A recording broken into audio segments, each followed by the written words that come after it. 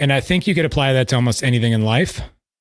It's just that it's a newer concept in the trail world because we've been very fortunate to have a lot of trail built that was just built. You know, people went here, went there, and they volunteer built it, they paid built it, whatever. It doesn't matter. They just went out in the woods and built the trail.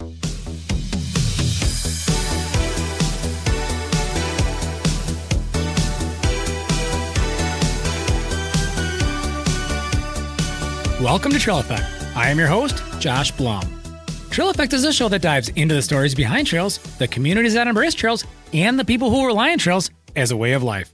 The goal of this show is to turn the stories you will hear from our guests into useful knowledge that can be applied to your community while providing some entertaining and inspirational content. Guests on Trail Effect include trail builders, board members, community leaders, volunteers, and regular people who really enjoy trails. For episode 200, we flip the script and Pete Taylor takes over as the host, putting your regular host, myself, into the hot seat. We dive into the backstory of how the Trail Effect podcast came to be, a mistake or two that I've made along the way, along with a whole bunch of other topics that Pete had. Now on to the Trail Effect podcast with Pete Taylor taking over as the host.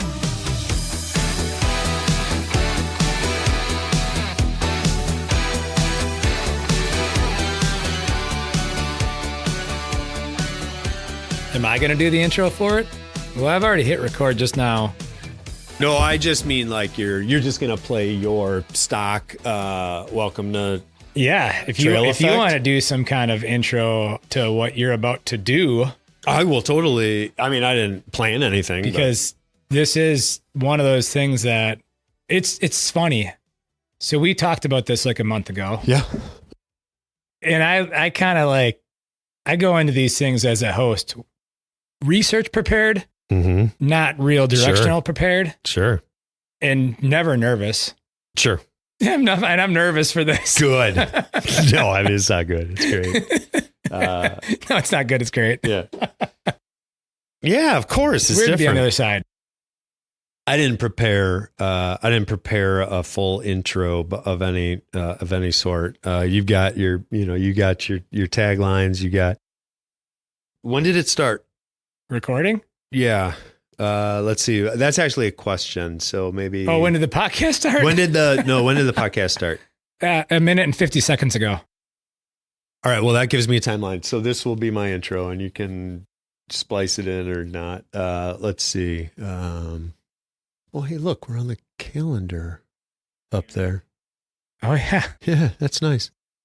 We're in a place different than a living room this time, which is the first time for us. Yeah. We've been in living rooms doing this before. I'll mention that. All right, here's my intro. Ready? I'm going to wing it.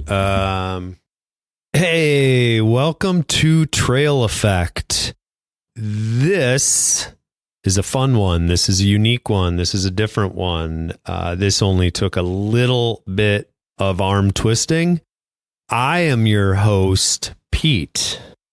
And on today's Trail Effect, I am interviewing one of my dear friends, one of the great community builders, and one of my personal heroes, Josh Blum. This is going to be great fun. Stay tuned for this one. Josh, welcome to Trail Effect. Thank you, Pete. Yeah. It is worth noting for the listeners that this is the first time that we have done a podcast together in a room that is not a living room. We're in an office. We are in a really nice, clean office. There's a bunch of water and snacks. There's a calendar sitting on the wall, and I see our names on it. It's been the office has been earmarked for us today. We've really come a long ways. We have. Yeah. So that's super fun. I've got a million questions, so we can dive right in. For the listeners, the very, very brief history, and of course, Josh will edit and augment as needed. Driftless Dirt was your first podcast. And you started that in September of 2019. How many Driftless Dirt podcasts did you do? I think there's anywhere between 14 and 16 episodes in total. Okay. And that was over the course of, I'm going to say 9 to 10 months. Okay. And with that, in that format, it was certainly, you were using other people's equipment. You were leaning on others to help facilitate the operation. Well, actually, we only borrowed equipment the first time. Oh, is that right? It was just for the first episode with you. And then Ben from Mountain Bike Radio got the audio files and was like, well, we need to get you better equipment. Okay. But 2, you're actually going to do this. Like, I thought you were kidding. Yes. Perfect. And so he sent me the equipment and then we went on our way. Yep. Okay. So, all right. So take us through, so what happened next? What was the progression? Driftless Dirt happens. It's successful in that you do a dozen and a half. What led to the rebranding? What's different? Tell us what's different between Driftless Dirt and now Trail EAffect. So it would have been in the infamous March of 2020. I think everybody can remember March of 2020, although I didn't actually know what was about to happen in March of 2020 because none of us really knew what was about to happen. Right. But we were doing our annual family trip to Bentonville. Okay. And that was, so I'd been doing this podcasting thing for like 8 or 9 months at that point. And I wanted to get the Bentonville story out. I wanted to get more access to how Bentonville became what it is in terms of being the mountain bike capital of the world. Mm-hmm. I don't think they had branded it that at that point, but it gave me, I guess, a platform to talk to Gary Vernon, who I already knew at that point. I'd been communicating with Gary. David Wright, who was the parks director for the city of Bentonville, so we could do an interview with him. Rich Drew, the infamous Rich Drew, the skills coach, Rich. I was able to connect with Rich while I was there. Travis Greenlee was another one that I connected with there. And then he's going to kill me if he listens to this, but there's a gravel racer that I stayed with at an Airbnb with a mutual friend of ours when we were in Bentonville in 2018.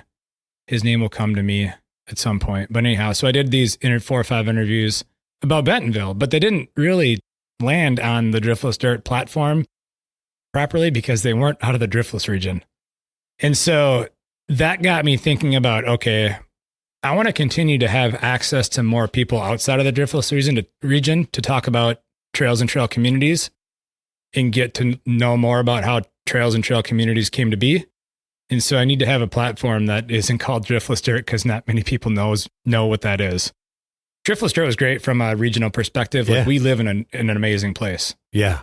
But it's regional. Yep. Okay. So the format changes. It goes broader lens, becomes Trail EAffect. And that's where we are currently. Curious, how many have you done?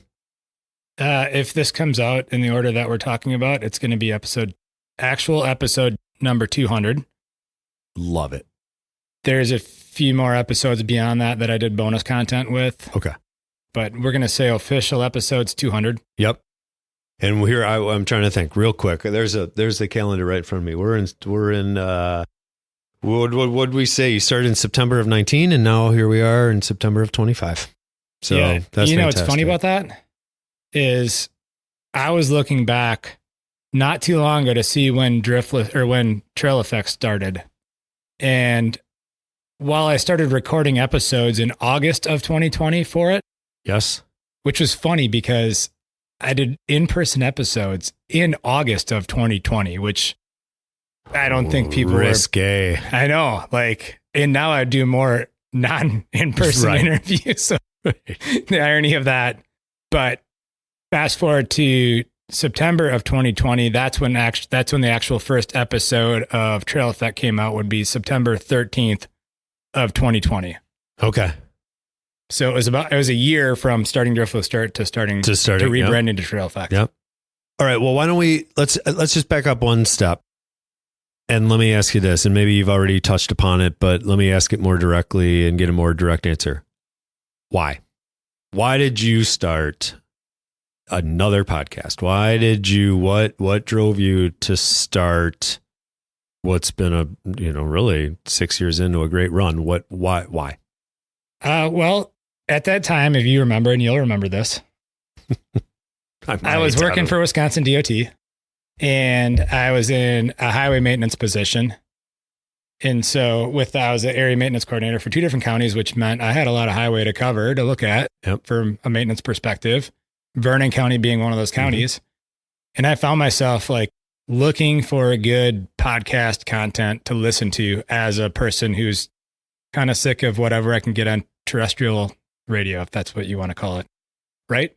The AMs and the FMs. Yep. 8-track player wasn't quite working the state vehicle anymore. Right. And so like it became a format to me. Podcasting became a format to me that I thought was really unique in the fact that people could do long form stories, mm-hmm. and you could actually learn a lot from them. Mm-hmm. And so there wasn't at the time, and still now, there wasn't a lot of content specific to actual trails and how they come to be in communities and how the trail communities come to be. There was a lot of content on X race or Y new thing that goes up and down or beep beep on your bike. But there wasn't a lot of content on where you can ride your bike, mm-hmm. and how we can get better places to ride our bikes. Yeah. And so that was really why it came to be. And I learned pretty quickly with Driftless Dirt that I had more access to people if I gave them a platform to tell their story on. Yeah. Yeah, sure. Which this is I've said this a lot over the years. And this is actually off of a play off of Matthew McConaughey, but that like the perfect intersection, and this is paraphrasing, but it's the intersection of selfishness and selflessness. And so like selfishly, I wanted to learn more about how I could make my community better. Mm-hmm. And I'm going to say this again, selfishly, I wanted other communities to get better because I wanted more places to travel to. Sure. But then selflessly, I wanted other people to take nuggets of content and apply that into their community. Not every community and not everything that works in one community is going to work in another community. But if you can take it and twist it into something else that does work or modify it, an idea, and put it into practice, that was kind of the whole impetus behind all of this. I love that. I really do. If we stopped right there, I am already inspired. For those of you who have gotten an opportunity to listen to the podcast, which I suspect is a whole lot of you, I'm sure you have at times drawn all kinds of inspiration yourself. In terms of the like that road trip, we've all been there where we start getting maybe a little highway hypnosis, whatever the case may be. And sometimes playing that favorite old album, it just isn't quite the wake up call that you needed. I personally have found myself tuning in and about some other org in a far off land, and immediately that translating to inspiration and exciting ideas. Plus it is a lot like opening up a good old fashioned paper map and looking at it and thinking about the great adventures that await when you hear that stuff. It's certainly inspiring. So this whole thing, where's it taken you? I guess maybe both, physically and emotionally. Where has this podcast taken you? It hasn't taken me too many places physically. Okay. I think there's a misconception out there that I get to go to a lot of these places with these, right, which would be absolutely incredible. And it definitely, there's a lot more places I want to go to after meeting people. Because a lot of times when I have a guest on the show, many more times than not, I've never talked to that person before getting them on the podcast to interview them or talk to them and have a conversation with them, because they're a long ways away. And there's, obviously that takes a lot of time and resources to be able to travel that much. Mm-hmm. I will say though, I have been able to go to some places I've wanted to go to for the podcast. Knoxville, Tennessee is definitely one of those places. Cool. We have friends in Knoxville, Tennessee. It's a very awesome community. I think Knoxville is I don't know if poster child's the right word, but it's definitely a very good example community from creating a mountain bike and trail outdoor community from the ground up. Mm-hmm. They're just doing a lot of really good things. Yep. And so I was able to go to Knoxville and do a Knoxville series, which I believe had 5 episodes, which I kind of strayed out of Knoxville during that series a little ways to Windrock and scared the absolute shit out of myself. I bet. Yeah. And ever since then, I've been wanting to go back and haven't had the opportunity to go back, but I'm going to get back. Yep.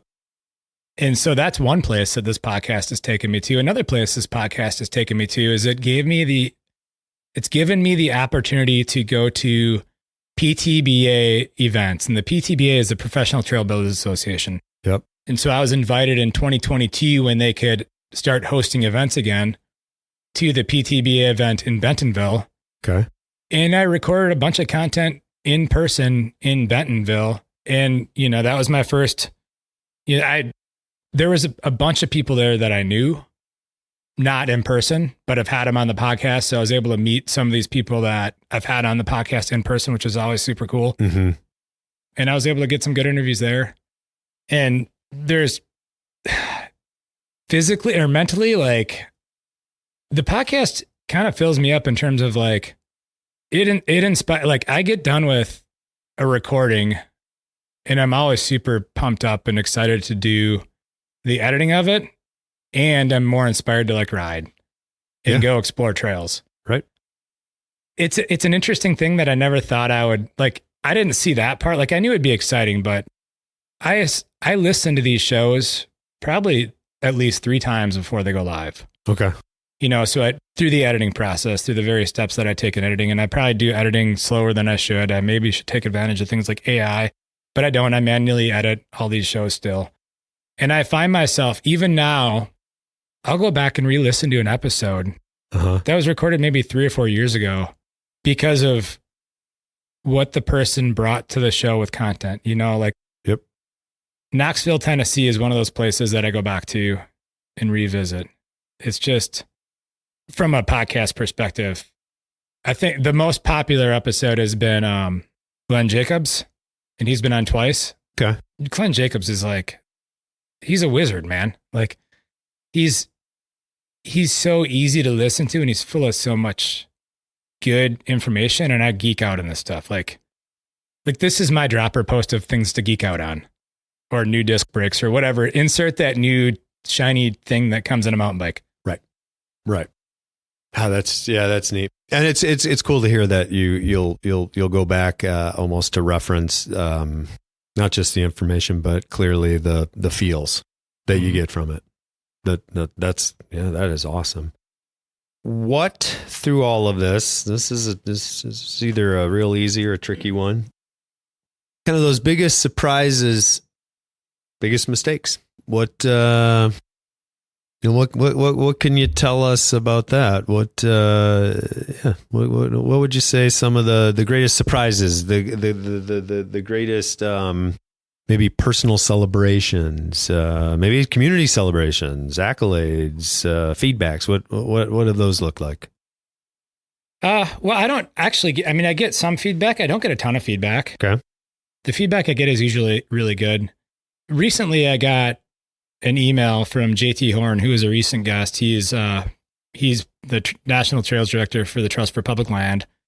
And he had forwarded a comment to me about how a listener had reached out to him because she wanted to make a career move change, and how listening to his episode really inspired her to start looking at trails and outdoor recreation as something to move into. And so I think that, that comes to me right away because I got that email maybe in the last 2 to 3 weeks. Mm-hmm. So the fact that people have really looked at changing careers, changing lifestyles, essentially, because if you change a career, it could potentially be a lifestyle change, depending on what you're doing. Yep. And to get into more trail type of work. Yeah. Yeah, that's neat. Do you want to know about mistakes? Do you want to tell us about mistakes? I could tell you one mistake that. All right. I could tell you all sorts of mistakes. Yeah, sure. So This would have been back when I was doing Driftless Dirt. There's these little switches on my little Zoom device that captures audio that I didn't know what they did. And one of them takes it down 20 decibels. And so I recorded what I thought was probably one of the most impactful episodes I'd ever recorded at that point. It was with Gary Vernon. And you couldn't hardly hear his audio. I got back to the Airbnb we were staying at and I was like, fuck. I just recorded a whole interview. And you can't whispered speak. It's basically that, yeah. And so then I went down this full rabbit hole. I don't know. People who really know me would know probably how sideways I went. So I went down this rabbit hole. Thankfully, I already had the Adobe suite. And this is what got me into editing podcasts. Because before this, I just kind of shuffled all the audio off to Ben and he would just do his thing and then I'd make it out into the world and people listen to it. And I had the Adobe suite mainly for Adobe Adobe Illustrator, because I was trying to play with doing my own graphic design on the side just because I was interested in it. I'm not good at it. I'm not professionally trained in it. I've always been into art. Yep. It's something I wanted to kind of do is make my own logos and stuff like that. So that's why I had it. And I realized that if you have the Adobe suite, you have a whole bunch of things. Sure. One of those being Adobe Audition, which is their audio editing platform. So I went down the rabbit hole of how do I fix this podcast so I don't have to call Gary and say, can we do this again? Because it was like, it didn't work. But the good thing is everything did record. I had to just do a bunch of stuff in Adobe Audition and nobody knew the difference. Yes. Yes. But not before panicking. A bunch of frustration. Yeah. Right when COVID was starting, which maybe was a good thing because I also had more time at home. Yeah. If you're from the DOT, don't listen to that part. Statute of limitation. I'd still got all my work done and did an exceptional job at it. So there's that. Yes. Yes. Oh man, I mean, honestly, if that's like after 200 episodes, if that's your great mistake, I mean, I've made a lot of them, but that was just you're one absolutely winning. You're winning. What do we do? What do we do with our mistakes? Right? Do we continue to repeat them, or is there a takeaway? I bet you double check and triple check that LED now all the time. Yeah. Right. Yeah. Like another mistake that has been made is you can hear audio between you and I. Yep. When this is not recording. And so like I started episodes and forgot to hit record. Right. And so now, I mean, we're not at my home office, but now I have hit record and like sticking to my computer monitor. Yeah. So I don't forget to hit record. Right. Oh shit. No, I'm just kidding. It's Take recording. 2. It's recording. All right. Let's see. It's certainly in the same vein of biggest surprises. And apologies if it's just too similar of a question. I'm going off some questions that I gave some thought and I wrote these things down. So to me, it clearly meant something a little different than biggest surprises. But what about highlights? 6 years, 200 different folks that you've gotten to talk to. What are some of those great highlights? The amount of people that are still willing to come on this show. Like I thought this would, like, I didn't know this would get to 100. And I still am like actively seeking stories and people and communities that I want to highlight. Yes. And I will say I am more likely to record a show if it caught my attention first. Yeah. Than if somebody feeds it to me. Now, if somebody feeds it to me and it is really compelling, I will 100% follow up on that. Okay.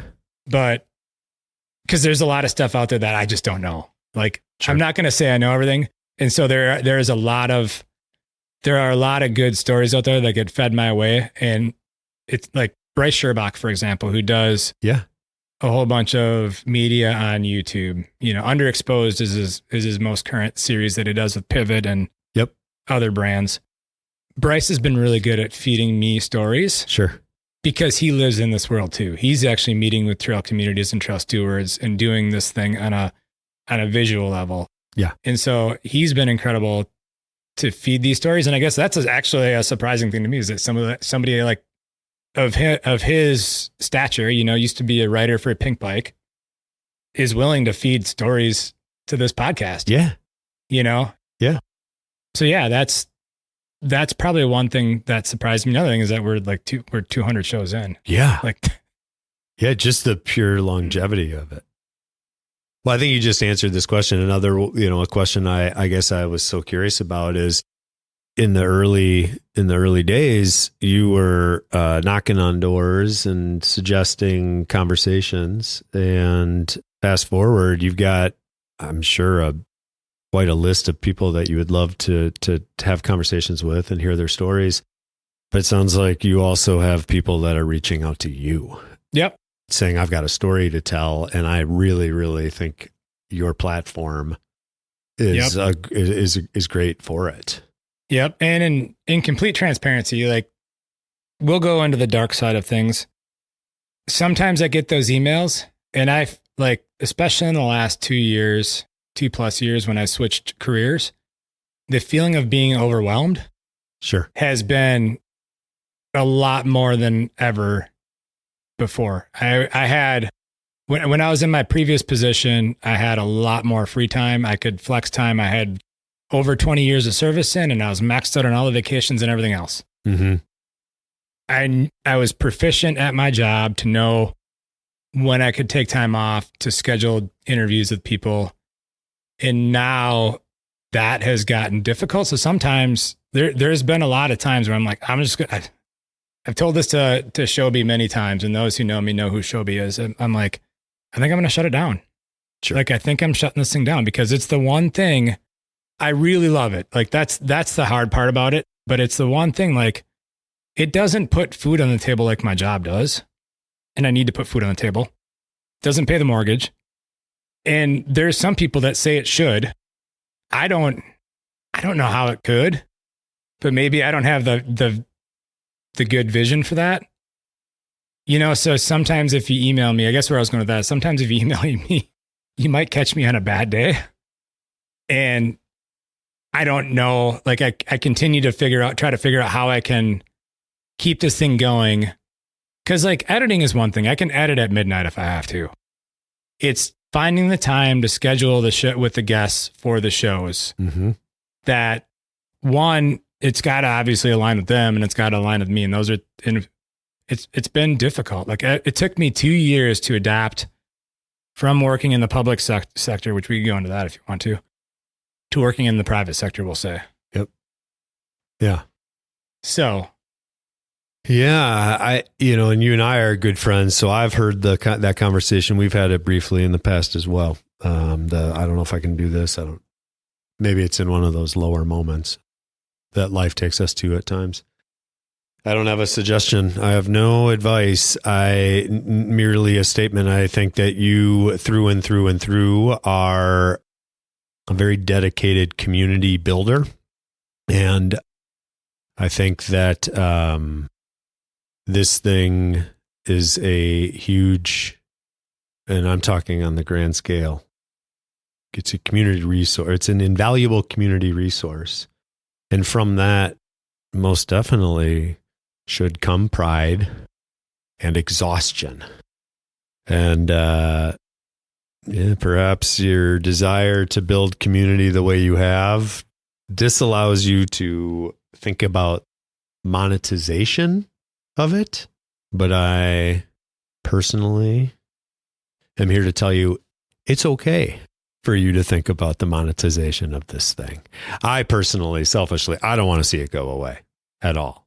So I'm just throwing that out there. We could edit all that out, but that's me saying don't let it go away if something has to come from it that continues to inspire. We can go a little bit deeper on that if you want.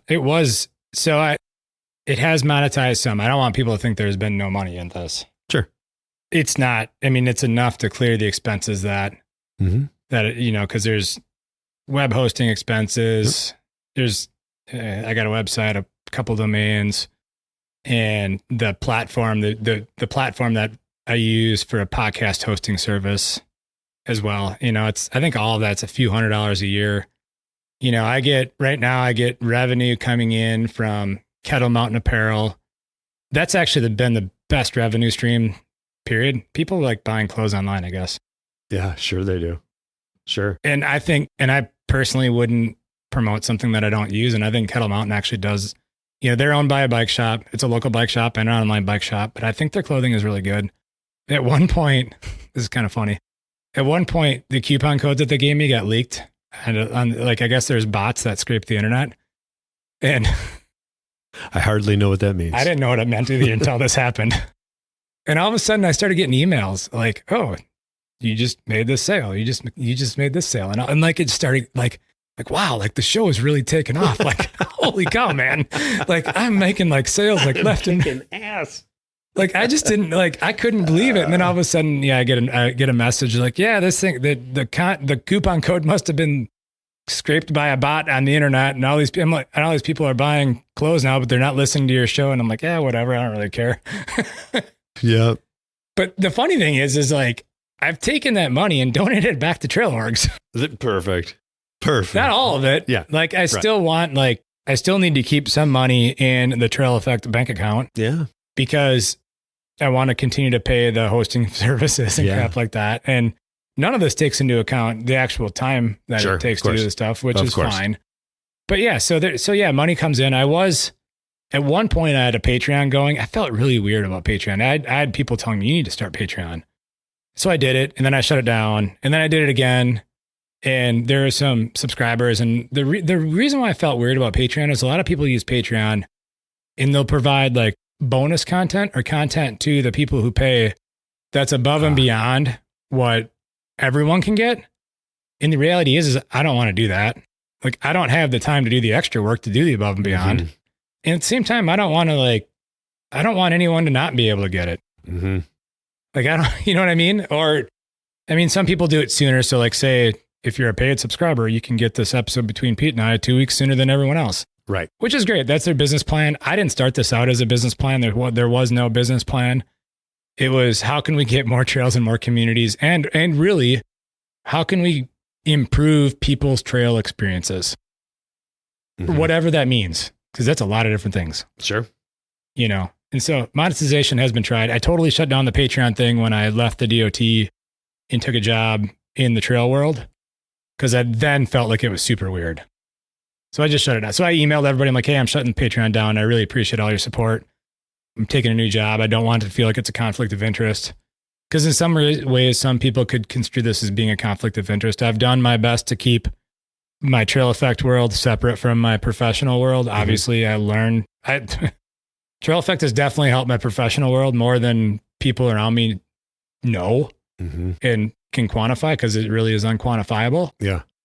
Especially, and I mean especially when it comes to talking to communities about trails. Yeah.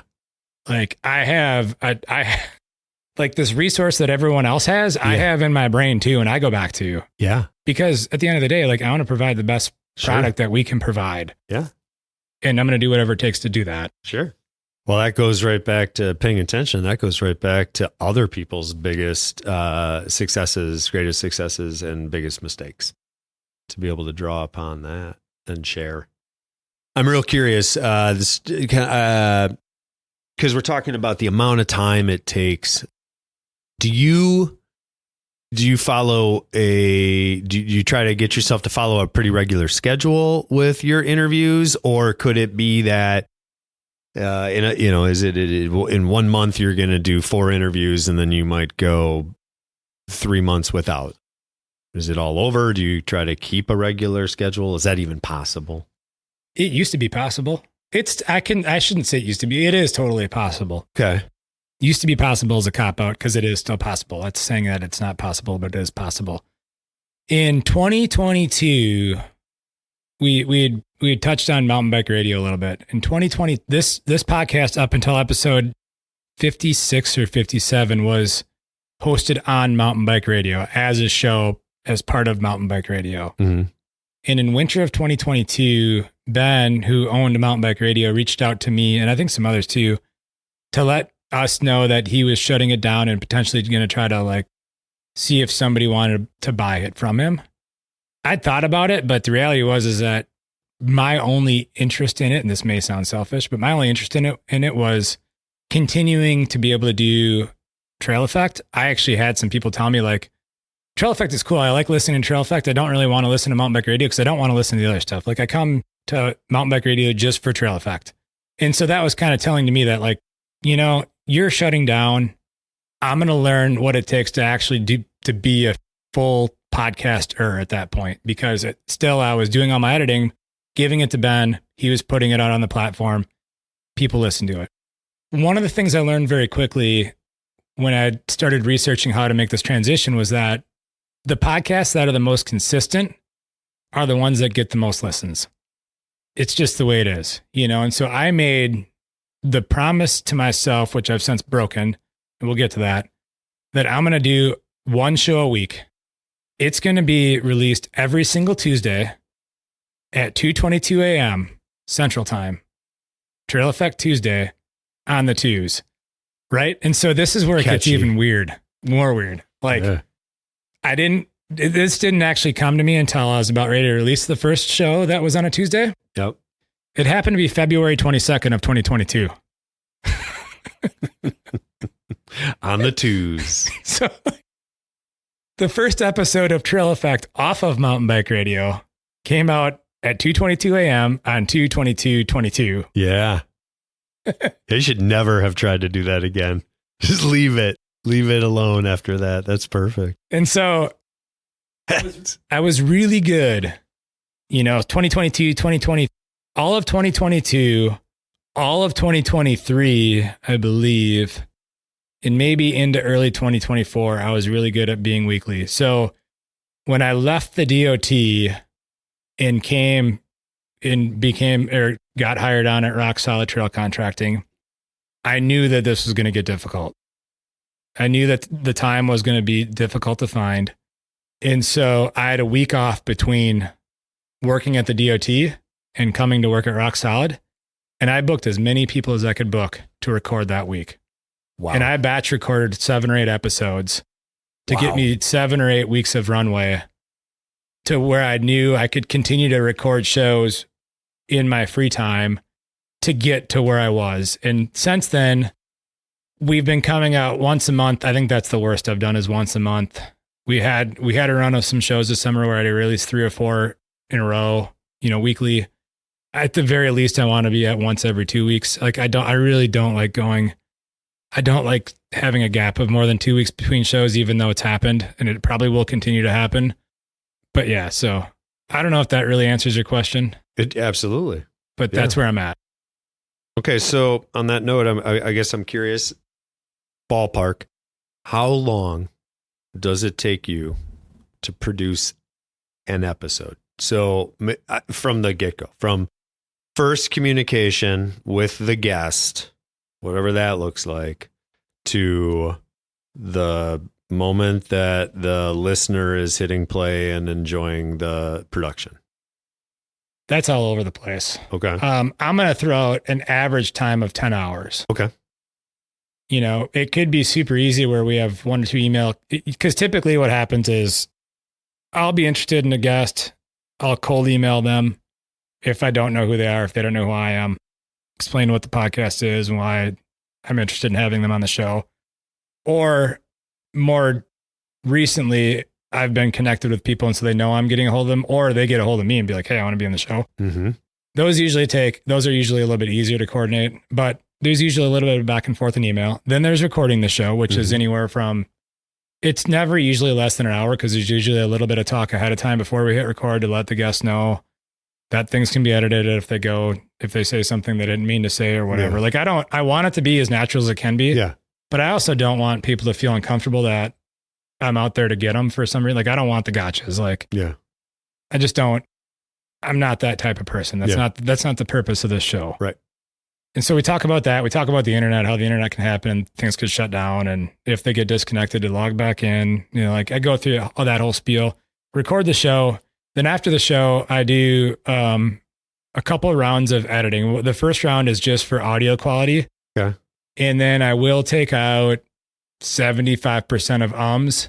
Some people don't say a lot. Some people say a lot. Yeah. Yeah. And then because there'll be gaps where those were, or if there's something that happened where we had to like take a break or something, I'll edit the gaps out, cut them out, to get maybe the show.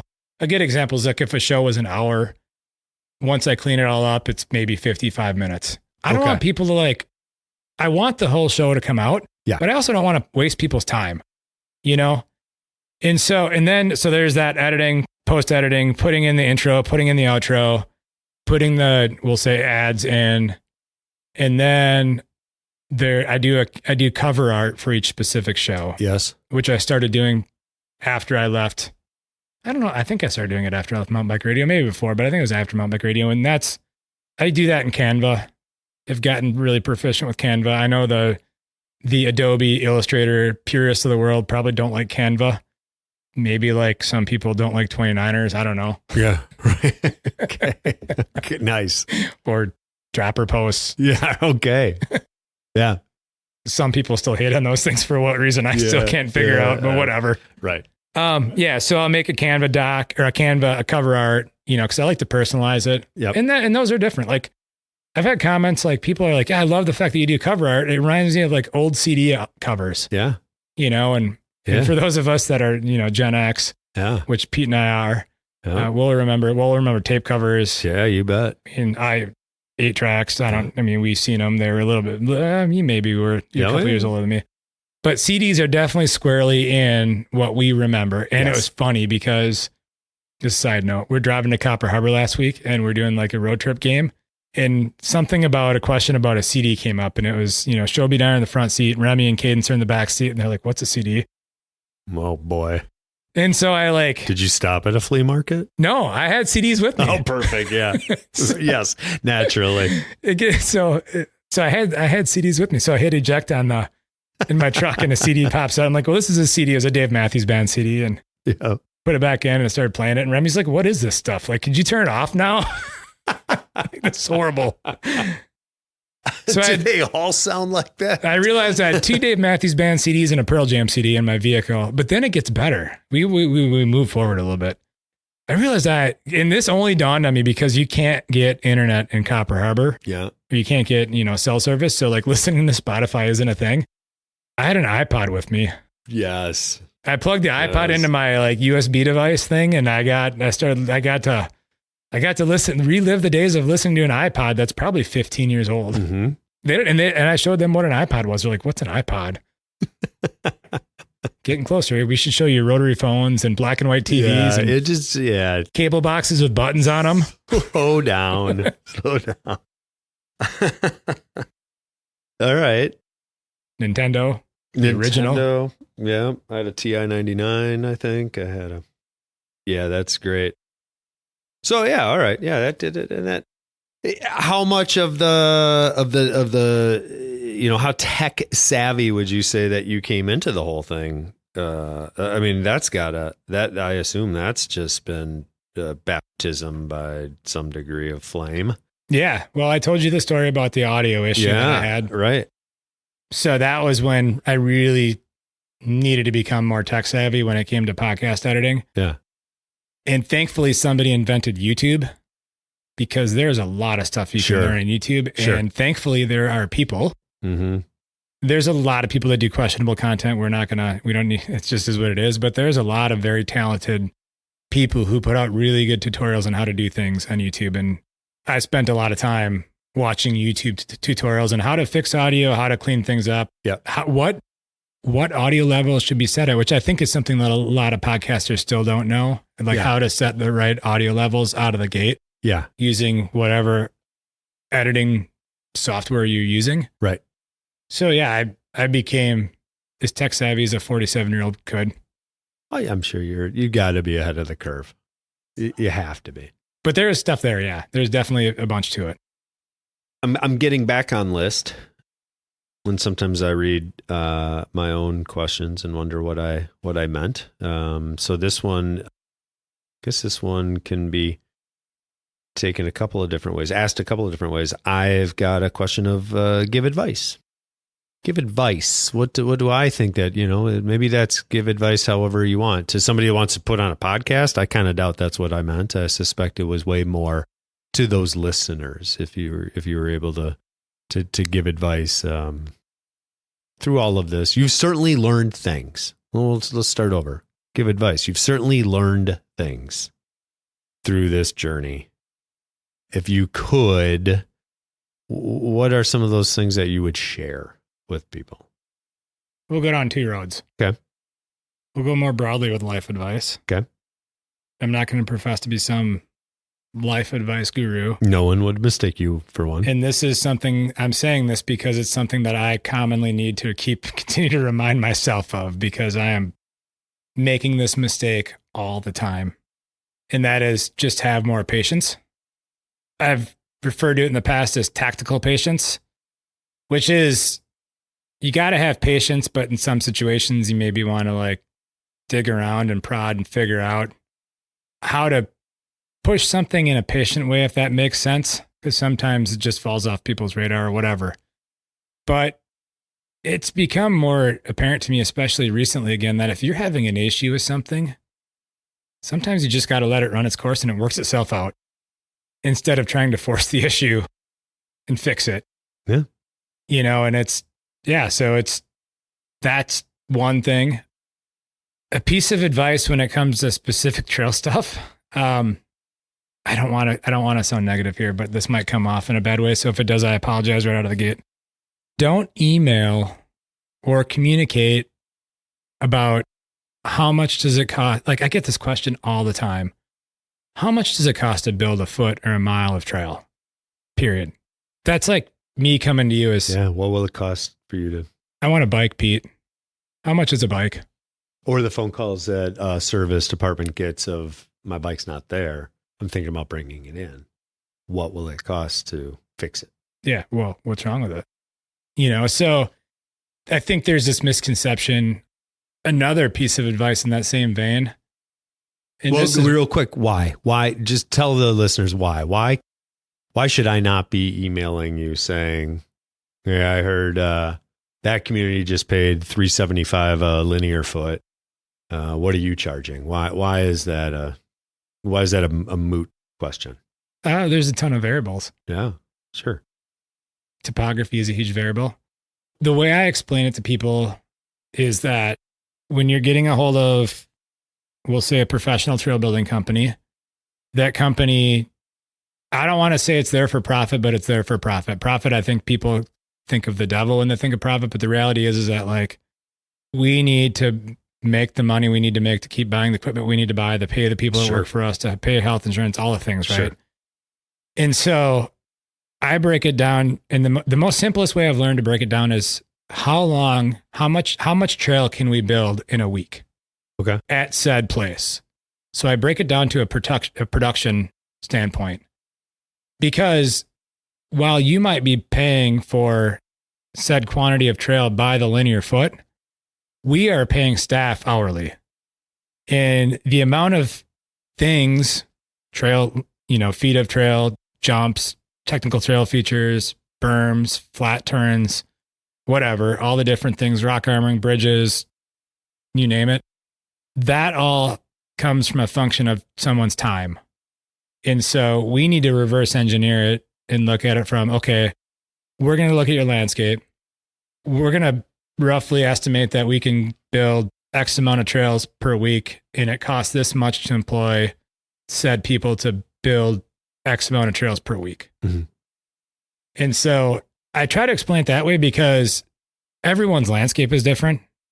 And so you could do 2,000 feet of production. You could do 5 feet of production.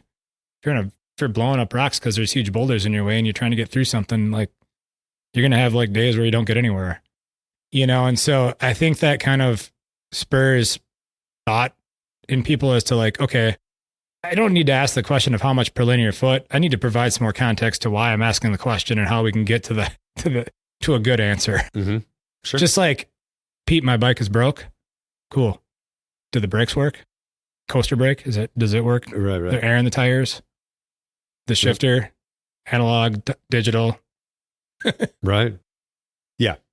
Yeah. Thanks for elaborating on that one. And I very much appreciate that, because I suspect that's what the what the professional trail builder gets a lot of. And that's too challenging. All right, what else? I'm sorry. I feel like I maybe interrupted just a little bit, asking you to elaborate. I feel like there was maybe something else that you were advice that you had another nugget, I think. I do. Okay. And people have heard this, so it's not going to be anything new, but I don't elaborate on it a whole lot. Okay. Trail planning and design. Mm-hmm. In my opinion, and I'm going to say that with very strong words, my opinion, other people could differ. It is the most critical component to having a good outcome. Okay. And I think you could apply that to almost anything in life. It's just that it's a newer concept in the trail world because we've been very fortunate to have a lot of trail built that was just built. You know, people went here, went there, and they volunteer built it, they paid built it, whatever. It doesn't matter. They just went out in the woods and built the trail. Mm-hmm. And when it comes, so I'm going to quote a trail planner, builder, designer, female, Mariah Keegi out of Vermont. In fact, I think this is the title of the episode that we recorded, which would have been 3 or 4 years ago at this point. She had the quote, "You get what you plan for." And I'm giving her all the credit for that because it's a very good quote. She came up with it. Maybe she got it from someone else. I don't know, but I'm giving her the credit.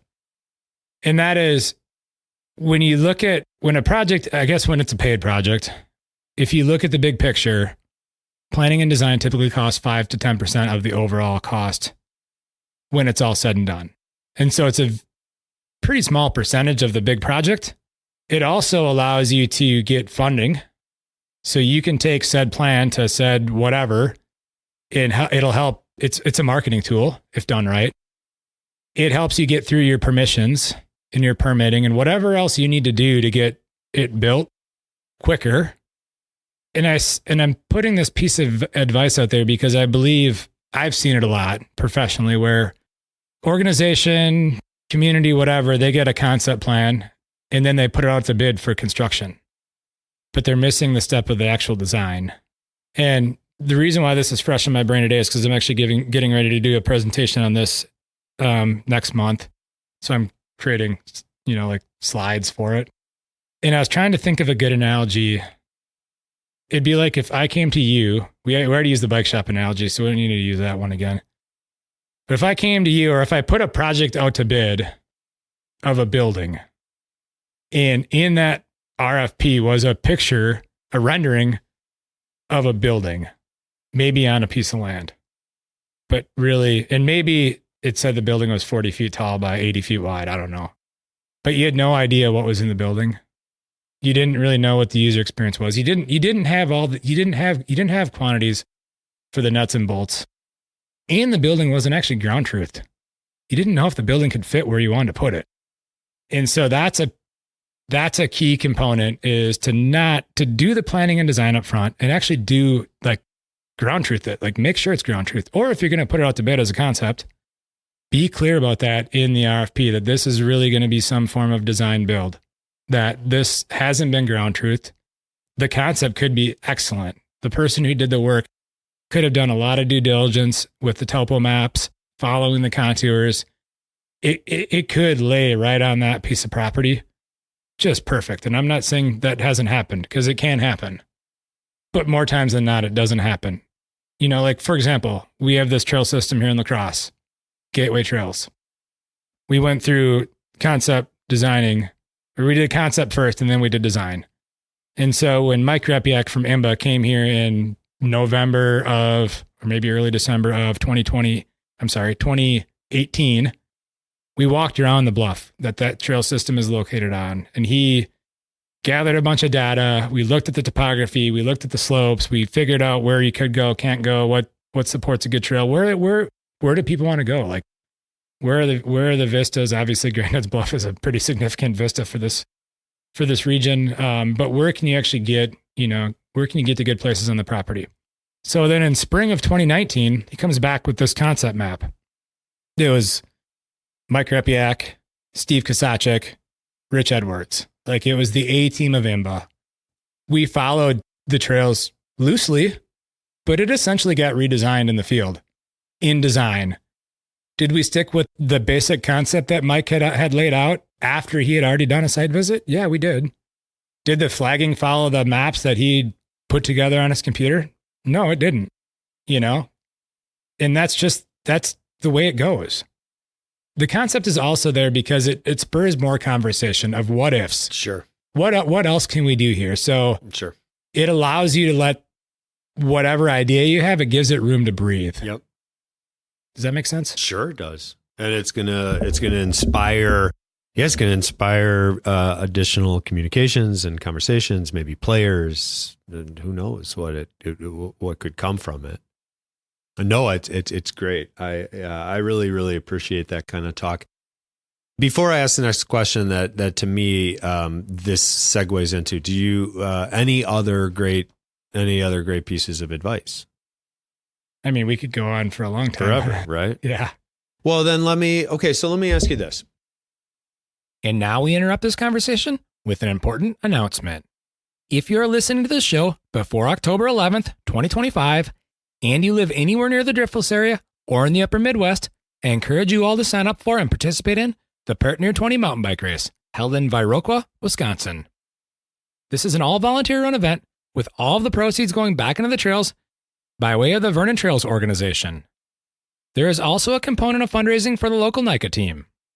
The Partner 20 features a kids race, a 13-mile short course, and a 23-mile long course. The race itself has a little bit of everything, some gravel, some pavement, and most importantly, some of the best-built single track the Driftless area has to offer. Held at Sidey Hollow Park, the vibe of this event is super low-key, and everyone is as friendly as can be. Again, Viroqua, Wisconsin, October 11th, 2025, the Partner 20 at Sidey Hollow. Registration information can be found in the show notes or at www.bluedogcycles.com. Now back to the conversation. This is one that I think a whole lot of listeners out there, well, I think that they want to hear. I have admittedly, and maybe even selfishly, it speaks to the community I'm from, and what it is that we've been doing and what we are still trying to do. So I've got some special interest in this. What would you say to, or how would you inspire the underfunded? The underfunded? Mm-hmm.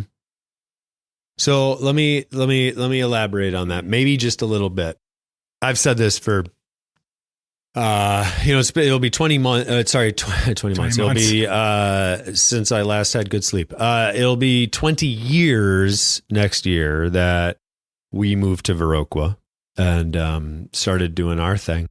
And in that time, I have found myself really greatly oversimplifying the big picture when talking to organizations or anybody really that will listen when the subject comes up, by saying that I kind of see it as there are two major camps. There are those that have ample funding sources, but are either landlocked or have some kind of great battle surrounding the availability of land to develop recreationally.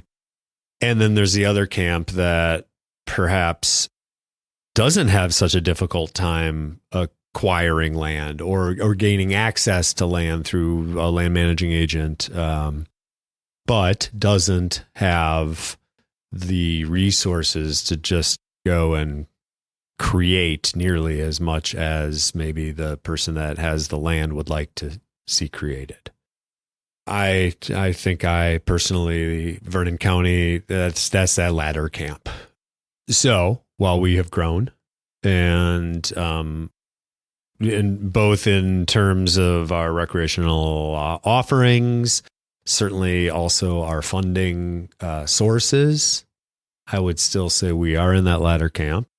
And what would you say to those that are at times feel a little underfunded when they're in the room full of the big dogs that can find the money pretty easily and write the checks? It's just like problem solving for anything in life. You got to get more creative. You got to just figure out more unique ways to get funding, and that might be smaller sources. I know for me, the best avenue of funding that I've found that doesn't have to do with grants, that doesn't have to do with, I'm going to say, well, this might be a traditional way of funding, but that's a bit more non-traditional than going for a grant that is a large sum of money, put your dollar value on it, is create matching campaigns. Mm-hmm. It became really apparent to me the first time we did a Giving Tuesday campaign here in La Crosse with Aura. If you gathered funds ahead of the matching campaign to match, you got some donors that were committed to, like, if you guys raise $50,000, we're going to throw in $50,000, dollar for dollar. Mm-hmm. I think that for whatever reason, when people see that at the most basic level, I think they're like, well, I got $1. Mm-hmm. My dollar now becomes $2 because they're going to get $1 out of whoever their matching funder is. Yep. And I think those matching funders are out there. And I think the matching funders are more likely to do it that way because then whoever they're funding is putting skin in the game. They're not just coming for a handout. Sure. So it goes both ways. Matching funder is more likely to give matching funds.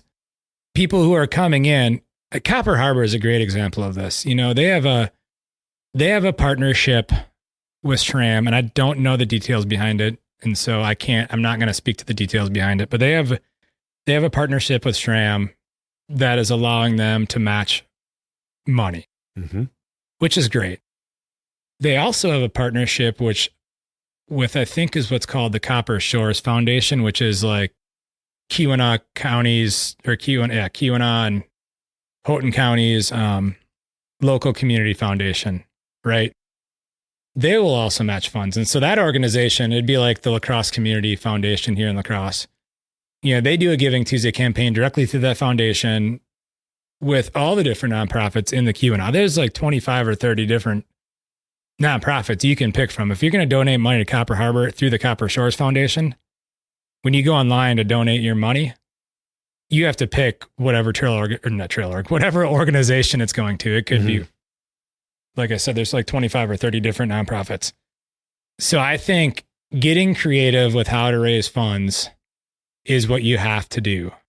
I also will go back to, if you can show somebody what you're going to do, and you have like the permissions in place, it's a lot easier to get that money because now they know what they're funding. They're not funding an idea, they're funding a reality. Yeah. And so that's where we could go back to this. That's where good planning and design. Yes.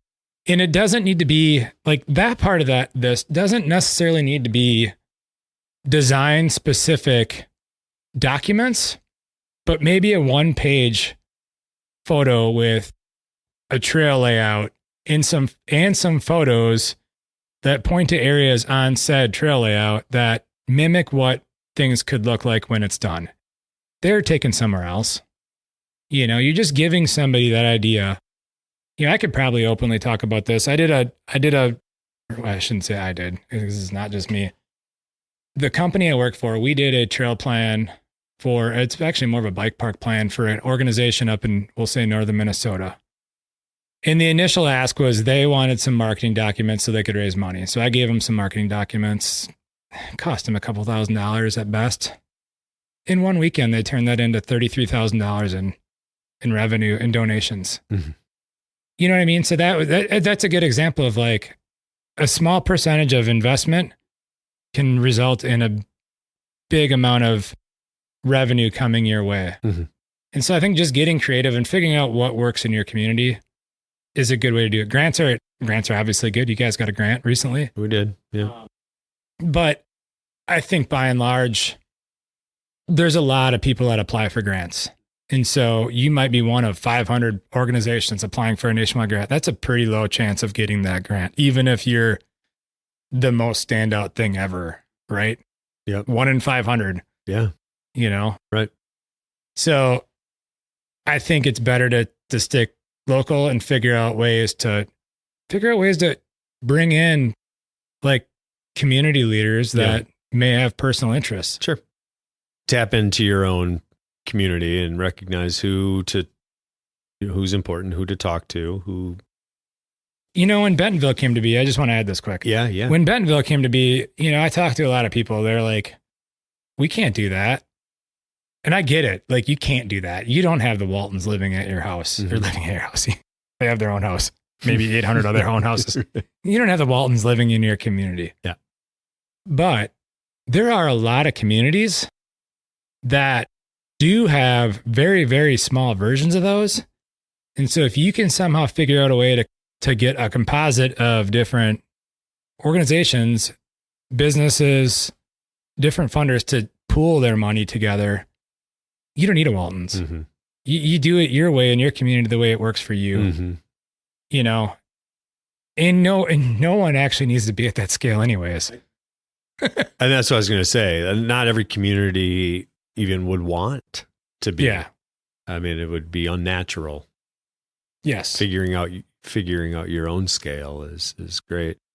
I really appreciate that. And for our organization, for years, we did feel underfunded. We would get as creative as we could to come up with the money. And a great big masterful design is not a terribly new concept, but I also don't think it's a forever old concept. And point being, 15 years ago when I was talking to friends in the big leagues and with IMBA as a for instance, and they're saying, scrape together the dough and let us put together that comprehensive master plan. That just wasn't on our radar. Back then that very much read like, that does make sense for lacrosse to do. That does make sense for a great big community to do. You're talking about 3 years of budget to produce that document. Moving forward, what I hear you saying, and I think personally, I need to continue to hear this, and I love you get what you plan for, but I think more than ever before, we are at a place personally in Vernon County where to have a comprehensive plan simply could be the very best thing that we could do moving forward. And when I hear you say something like that in the grand scheme of things is going to be 5% of your budget, I think for some it's but it's this upfront budget and it still doesn't put tools in the dirt. I think it sounds like everybody's got to work hard to get past that and recognize the tools may never see the dirt if it isn't for that investment. Yeah. I mean, the hardest part about building a trail, literally, and I'm not talking physically, the hardest part about building a trail is getting it to the point where you can build it. Mm-hmm. Right.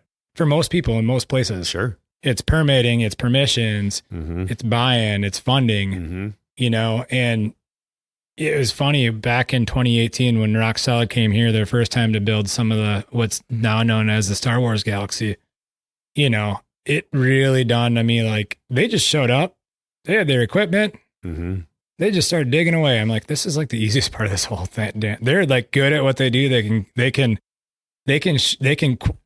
go through X amount of feet per week. Yeah. But it took a lot of time to get to where getting them here to do that. Yeah. Yeah. Right. It's like some people call it's the brain damage part of this whole thing. Sure. Yeah. I'm sure there's some stat out there that, for every quarter mile of trail actually built, how many hours of energy in every way are put into it before that tool ever touches the dirt. I'm sure it's pretty incomprehensible. Tactical patience. For most.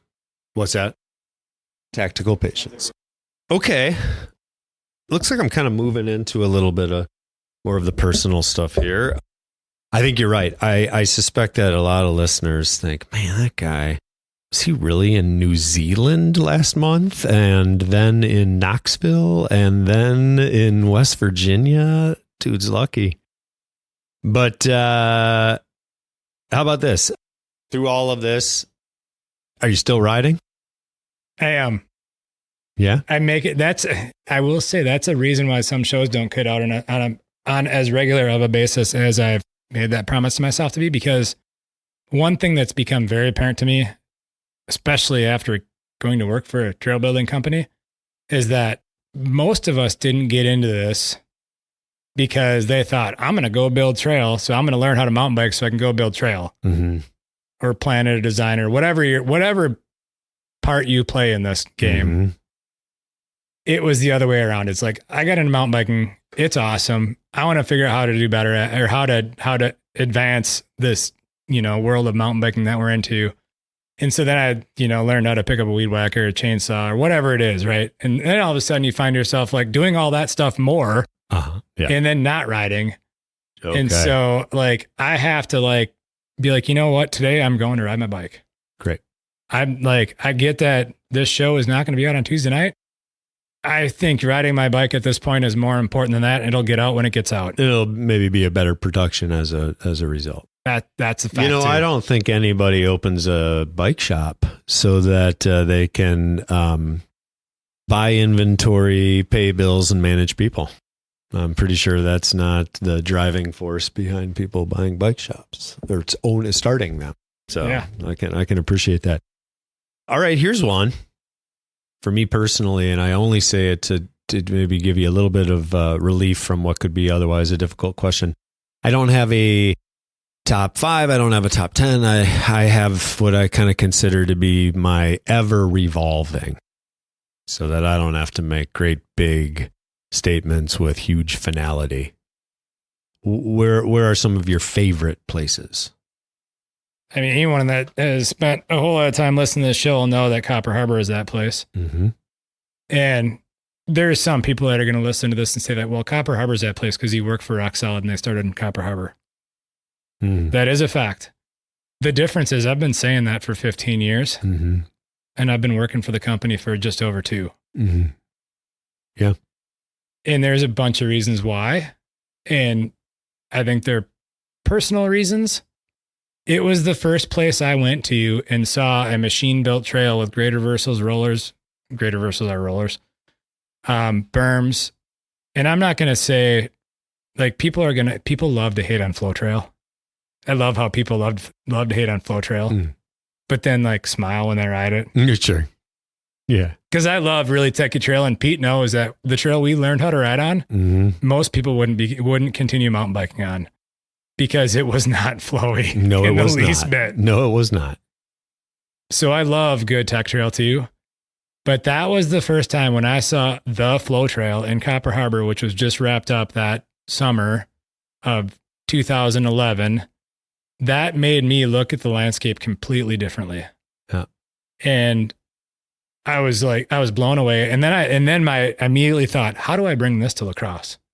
Yeah. We have, Copper Harbor's got 600 feet elevation. We got just under 600 feet elevation. We have a canvas like they do. We have a lot more people than they do. So that kind of gives us some more constraints where they have a lot less people. So they have less red tape in certain ways, but they have problems too. They don't they don't get to just pop trails in wherever they want. And they have to go through a lot of policies and procedures and get a lot of okays too. But so I'm going to say Copper Harbor because it's a place that changed the way I looked at trails and the landscape. It also is a place that continues to evolve and grow. Yep. I'm also at a point in life where I have a 9-year-old and an 11 or 12-year-old daughters. My 12-year-old decided that she wanted to be a state league soccer player kid, which means that now I get to travel to a lot of places that don't have any mountain bike trails anywhere around them. And we don't have an unlimited resource of time. And so while I would love to say Whistler, I've never been there. I'd love to say Blue Derby or Medina Bike Park in Tasmania. I've never been there. I'd love to say Vermont. Never been there. There's a lot of places that I've not been. And so Copper Harbor to me is like, I joke that my truck only knows how to drive there because there's a lot of other places it could drive to in less time. Like the whole northern Minnesota scene that I haven't been to entirely yet and want to go there, but still between work and kids and other commitments, just don't have the time to get there. And I need to start making more time to get there. Yeah. So I have to say Copper Harbor. I think Knoxville's great. Knoxville's pretty rad. You've been to Knoxville. I have. Knoxville's rad. Pisgah area is rad. There's places in Pisgah that I haven't been to that I want to get to. You know, as I get older, I find this, I get stupider, more dumb. Mm-hmm. And I find myself wanting to do more gravity stuff and bike park stuff. And so I want to do like a Southeast bike park tour, because there's a pretty good abundance of bike parks with shuttle service in the Southeast. Jared's place, I've been there. It's good. I was there, but like 3 weeks after they opened, so it's changed a lot. Mm-hmm. Haven't been back. I want to get back. Ride Canoga, I've been there. That's an excellent place I'd love to go back to. Ride Rock Creek, I want to get back to. Wind Rock, I want to get back to. V Hollow, south of Knoxville, I want to get back to. There's a lot of places I've been to I want to go back to. Mm-hmm. You know, there's a lot. Utah, I want to get back out to Utah and ride. I want to get back out to Sedona and ride. Yep. There's just so many places. Like if I could only go to an eighth of the places I've interviewed, I'd be pretty happy. It'd be rich. Yeah. How about this? I'd be broke, actually. What? Yeah. You'd have to start monetizing the podcast. What about the little gems? You got any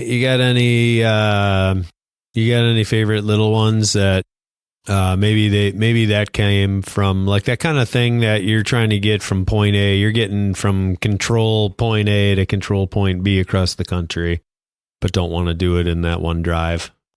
So you stop to rest and find that little network that you just couldn't be more tickled by. You got any of those little gems? Oh man, this is probably not a gem. It's a place I stopped when I was driving across the country. It's definitely not a gem. It's definitely overexposed, I'm going to say. It's a destination, I think, for a lot of people. I used it as a stopover. Yeah. Which just sounds very, maybe not the right, it doesn't sound good, but we're going to say Grand Junction, Colorado. Okay. You got Fruiter right there too, right? Yeah. With the launch loops. Yep. They're pretty rad. Yeah. I don't know. They're obviously bigger than what we have here. Mm-hmm. But Grand Junction's a cool place. I could say this because Pete's right in front of me, but Viroqua is a gem. You know, it's tough for me to say I'm stopping there on my way across the country because it's 40 minutes away. Right. Yeah. But for those that are coming through, yes, I would say, stop in Viroqua. I met Bryce there. He did. And that guy, that guy has more gems. I bet he does. Than probably anybody. And maybe that's exactly what I mean. Like he when I met him riding, he was quite literally had left Duluth and was on his way. If I remember right, he kind of said, I just need to get myself somewhere into Indiana yet today. But I'm going to stretch my legs. I bet that guy's just got a catalog of all of the unknowns and great stuff. I love that stuff. I love the discovering that stuff. But I also, which is probably very much one of the reasons I love this podcast, is because I really do tend to love, for lack of a better word, the underdog story. I mean, I love a story behind a trail network. I just cherish it. And that is by no means would I say that great big bottomless checkbook isn't intriguing, because it's proven that you'll see mind-blowing things that you never thought imaginable. But sometimes to hear what it took to even make those 7 miles happen can be pretty inspiring and change the way you look at that trail network, I think. Yeah. Munising, Michigan, that's kind of we'll say an underexposed community. It's not too far outside of Marquette, so I think it gets overshadowed by Marquette quite a bit. Mm-hmm. But there's a lot there. Yeah. There's a national forest right there. There's good XC stuff. There's good stuff right in town. It's funny. I just had this conversation with Bryce in person 3 weeks ago, probably, maybe 4 weeks ago. I don't know. Time is different, right? Yeah. And he was leaving Copper Harbor, which I think those who follow Bryce know that he was in Copper Harbor in early August to do an underexposed that'll come out later this fall. And we were talking the night before he left. He's like, yeah, I think I'm going to go ride Harlow Lake, which is a trail system outside of Marquette. Yep. Because, he was in the Keweenaw, needed to get to a place where, he's driving back to Delaware. Yeah. Yeah. Of all places, right? Yeah. that's the kind of stuff he was looking for, is just a place to stretch his legs. And Yep. Harlow Lake, from when he did his underexposed in Marquette a year ago, spoke to him as a place to stop back to. Yeah. Yeah, I love it. Hopefully I can ask this. Hopefully my thoughts can translate into a smart question. Coming all the way back to home, we're talking about favorite trails, and, you even touched upon some that are on that wish list of Tasmania and such. But coming all the way back home, we can, I got to put my glasses back on. I'm sure if I were to stand up, I could see some of the mountains here. They're here. We both know, whether we have biased opinion or not, doesn't negate the fact that our riding here locally is really damn good. Do you ever find yourself somewhere really amazing and think about, I think you kind of touched upon this, but think about what it would look like to sort of export some of that styling, that nature of trail back home? Yeah. If that can make sense. Yeah, that goes back to the comment about the flow trail in Copper Harbor. Uh-huh. Yeah. Yeah. And I think, and maybe this is now me just quickly cheerleading our region. I mean, we're both here and we both chose it. And we both have gotten an opportunity to ride all over the country and proudly call this home. I have said to a lot of people for a long time that no matter where I go, I'm in Bellingham. I'm going to ride in. I'll be in Bellingham next week. I was just in South Dakota last week. The west side of South, the good side, the Black Hills, the mountain side, incredible. But all that said, so I'm going to go and I'm going to play in these fantastical places, right?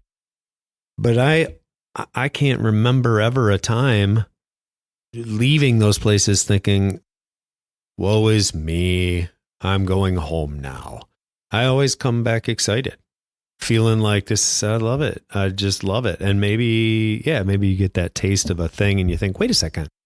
Actually, I can think of the gulch. I can think of the bowl. I can think of that could potentially, a version of something like that could work where we are. And even if it can't, it's a really good base camp to come back to. And that's pretty darn fun, I think. Yeah, I think the only time I've kind of not wanted to come home is probably weather based. Yes. Okay. That's yes, absolutely. If it's, nice and sunny where you're at, and you're going back to winter and I'm not going to be on the bike. Not going to do it for 2 more months. 2 more months. Right. Yeah. Good. That's a good thing. Point. That's a good point. Yeah. I like that. Hey, what do your girls think about this? What do the girls think about this? This podcast thing, this passion. They don't. I mean, truthfully, my older daughter, who used to loosely mountain bike, now tells me she hates it. Oh, yeah, sure. I don't know if, it is what it is. She's just proudly points out, I hate mountain biking. Yeah, great. So I quickly responded with, well, your younger sister needs a new bike and you look like you don't like yours anymore. So I'll just give it to her, and light bulb goes off. I'm like, wait a second here. Exactly. Yeah. You go have fun with that soccer ball, get you some new cleats. We're going to go off and mountain bike. But yeah, I don't, it's funny because I do listen to the shows. Even after they go out, I'll listen to it again. Partially because obviously I'm interested in the content, even though at that point it's probably the 4th time listening to it. Uh-huh. I do listen to shows for quality control. Yeah. Those who know me well and have worked with me a lot know that I'm probably too much of a perfectionist when it comes to certain things, and I get way, way too into the details. So if we're in I'm saying that because if we're in the vehicle and they'll ask questions about the guest or whatever. Yeah. Every now and then they'll ask a question about it, but I don't think they really care one way or the other. Shobi, those of you who know me know Shobi. She thinks it's cool. Yeah.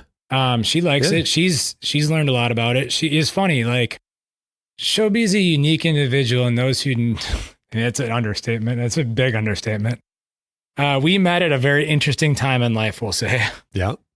And she didn't mountain bike.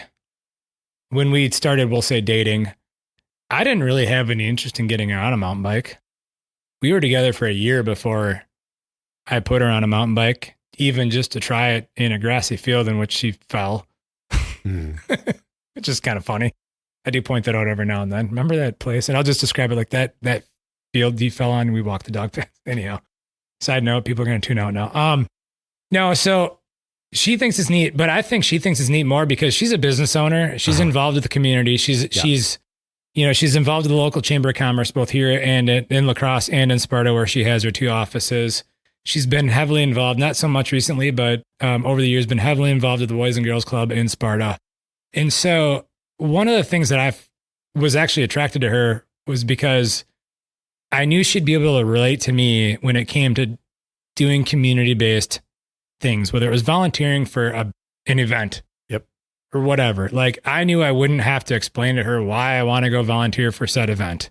You know what I mean? And so I think just on the most basic level, when it comes to, she's involved with her community or with communities in her way, and I'm involved with, this community in my way, like it's something we can relate to. So I think she thinks it's pretty neat. Yeah. She's definitely said I should monetize it more than 10 or 20 times. I bet. Sure. She's also been one to be like, okay, I know you're stressed out right now because you feel like you should be editing a show. We need to figure out how we can get you time to edit said show. So I really appreciate that. Yeah. Yeah. So when you say my girls, I'm assuming you're referring to those 3 girls. Absolutely. I would include dogs. I have a female cat. You just threw that out there. You were my reference for that cat. I had to have a reference because it came out of Vernon County.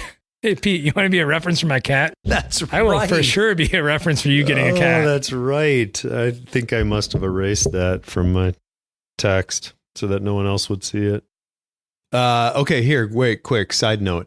You're on a road trip. You've just released a podcast that you're pretty excited about, and you give Cadence the option of a Dave Matthews CD. That'd be Remy. Oh, Remy. Remy's the one that doesn't. That Remy is horrible. yeah. Okay, so you give Remy the option of a Dave Matthews CD or the latest hot new Trail EAffect podcast. Man, I don't know. She might pick Dave Matthews. Okay, all right. Or she might. I don't know, man. They every now and then have intriguing questions about the guests, which is I find interesting. Yeah. It's funny. The kids think of the strangest things, right? So we're going to go back to the flow trail in Copper Harbor just briefly. So I took Remy down the flow trail for her first time on Saturday evening during the downhill race. So we could watch the downhill race because it's on overflow, which goes shocking over the flow trail. Uh-huh. And she'd never, and it's a lot rougher and rockier in Copper Harbor than it is here in La Crosse. Yeah. And we're riding down this trail and she goes, "Do you think planes have horns?" And I'm like, what? And it's like, which shouldn't she be focused on trying to get down the trail? And you're wondering, so I have to explain to her that planes probably don't have horns because it'd be very hard for another plane to hear the horn. Because in theory, they're not that close together. At least they hopefully shouldn't be. Sure. But what about on the taxiing around the runway? I didn't think of that one. That's a good angle that I didn't think of. I think she then went on to ask about helicopters and if they have horns. And I went the same way of I said their helicopters are very loud. So they seem like they'd be too loud. So can you imagine how loud a horn would be? If you had to. Yeah. Anyhow, so side note, just talking about weird random crap that kids come up with. Yeah. Trail inspired. Yeah. I have no idea where she came up with that. I love that she did. Josh, nope. What is a big one? What does the future of dirt look like to you? Are you encouraged? It's a 2-parter. What do you think the future of You were part of, let me backstory for anybody. You were part of the Human Power Trail organization. Nobody knows what that is anymore. No, I don't. I appreciate that you called it that, because that's like, you have to pay homage to the history of how things came to be. Absolutely. So you're part of the Human Power Trail organization, but you got to help me out here. Founded in 2000 or 2001, right around there. Right. Sure. I was not a part of it then, just to be clear. Yeah. But got in shortly after. Very shortly after. Yeah. When inches of legal dirt was all that we had here. Yeah. And I was involved before that. there was a gap where I wasn't involved because of college and other things. Yeah. So it's fair to say that since kind of that early inception of creating places to ride bike versus just stumbling upon somebody's old hiking thing or deer thing or whatever it may be, you got in on in the early stages. What do you see as what's the future of dirt look like to you? I think the immediate future is that there's going to be a lot more opportunity for people. Like as a company, we have a ton of projects in the pipeline, which is encouraging to me. There's a lot of projects that also get turned down, and so there's a lot of projects out there that a lot of other people are building also, I guess is where I was going with that. So there's a lot of stuff in the pipeline for dirt being shaped into functional ribbons that we can enjoy through the landscape. I'm a little concerned that there's going to be a ripple effect from the economy. I think it's very lagging for outdoor recreation, but maybe it won't hit it in terms of infrastructure development, because we know it hit in goods and services, we'll say. Infrastructure, selfishly, I hope that both selfishly from a business perspective, but also more importantly from a people's enjoyment perspective, that it continues to grow. I think people are getting more creative with where they're putting things. People are seeing ideas as to how you could use certain landscapes in creative manners that can't be used for anything else but trails. Sure. So that's something that we see more and more of on a regular basis. So I think in that regard, especially when it comes to, like the most common thing that comes out of Trail EAffect when I ask the famous question is, I'm going to say that answer right now is becoming more trails close to home. So people can use their garage or wherever they store their bike as their trailhead. Yep. I think that looks super promising. Yeah. It's not everybody won't be able to do that, obviously, just based on where they live, but I think that's going to become more of a thing. Mm-hmm. I think the fact, and we went into this deep during your recent episode, the one that comes out right before this episode, on NICA, that, and you said it, I've said it, you said it in that show though, that NICA, I think, has single-handedly created more enthusiasts for mountain biking than anything else, period. Because it brought in kids, families, siblings, aunts, uncles, third cousins removed, dogs, whatever. So I think that there's going to continue to be demand and support for trails. And I think that is where, obviously, if you want to continue to do something, people need to be there to do it. Right. Yep. I don't see numbers going down. Yep. They've flattened out after COVID because everybody went out and got on a trail. And I'm going to say, and maybe this is the optimist side of me, that even though I think numbers are still higher today than they were in 2019. Yes. Maybe not many people bought as many bikes because they had bikes, or maybe people had to hang their bikes up for longer periods of time because they had to go back to their office. Yeah. But I think by and large, most people didn't just stop. Some people stopped for sure, for whatever reason, but not everybody. Yeah. But that's like anything. Sure. People walk away from golf for 20 years and come back. Yep. And I don't think I've ever I've talked about golf in this podcast, but only when it comes to directional trails. Yeah. Or the idea of wouldn't it be interesting to take a expired golf course and make a... that has came up many times. I'm not as excited about expired golf courses. So can we go off on this for a minute? Yeah, sure. So I'm not as excited about expired golf courses, just like I'm not as excited as people would think about ski areas. And for the exact same reason. Yeah. And it's a reason that a lot of people, I think, fail to quantify in their head. For golfing and for skiing, what's the most common thing you need to have or not have? Water and great big expansive places of open. Yeah, trees. Yeah. The answer is trees. Yeah. Skiing and trees is great, but we're going to say established ski areas remove trees because that's their business. Yeah. The worst place, in my opinion, except for the places out west that don't have trees and down south, is to not put trails where there's trees. Yes. Yeah, 100%. If you talk to any person that's had the great opportunity to design a gravity bike park, and we're going to say two different canvases, one of a canvas that has an existing operating or even existing not operating ski area, or one that is just off in the woods, they're going to pick the one that is off in the woods, hands over the other one. And a lot of people think because there's a chairlift there, it's got to be great for a bike park. And the reality is that I don't think that's the case. I think there's a lot of opportunity there, especially if there are fairly large tree islands or expanses of land on the perimeters of said place. Sure. On the south-facing slopes where you're not going to have snow. Right. So yes, from a sustainable standpoint, golf courses are no good. I am certain that people will bring that up because they're, on a road ride or whatever the case may be, going past that undulating golf course thinking, wow, wouldn't it be fun to... Can I tell you a quick story? Yeah, please. Yeah. Stop. You ever heard the guy talking? I was actually going to just say we've gone the entire time without talking trail politics. You know who I'm talking about? Yeah. So I used to work for the DNR. He also used to be part of this organization in lacrosse known as the... We don't need to go off in the...